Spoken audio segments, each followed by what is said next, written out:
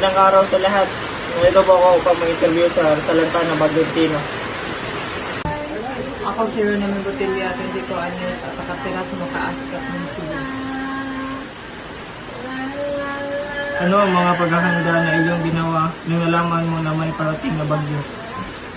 Ang paghanda namin ginawa ay naghanda kami ng pagkain at saka mga dokumento na importante at flashlight at iba pa. Noong nanalasa ang Bagyong Tino, ano ang pangyayari na iyong naranasan?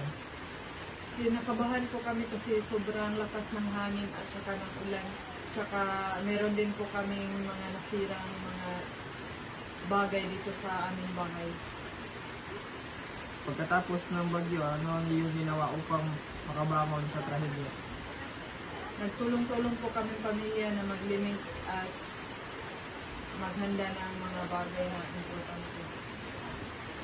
Mayroon bang tulong na naibigay sa inyong gobyerno para sa inyong pagsisimula? Meron naman po, nagbibigay naman po sila ng mga pagkain at saka mga relief goods. Ano ang mensahe na inyo sa mga tao na wala ng mahal sa buhay at nawalan din ang kanilang bahay?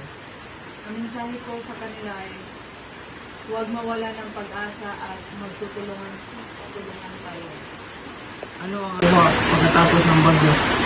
Ang naaral na ating natutunan ay dapat kung meron tayong nabalitaan na merong paparating na bagyo, dapat maghanda tayo katulad ng mga importanteng bagay, katulad ng pagkain, mga gamot at mga importante.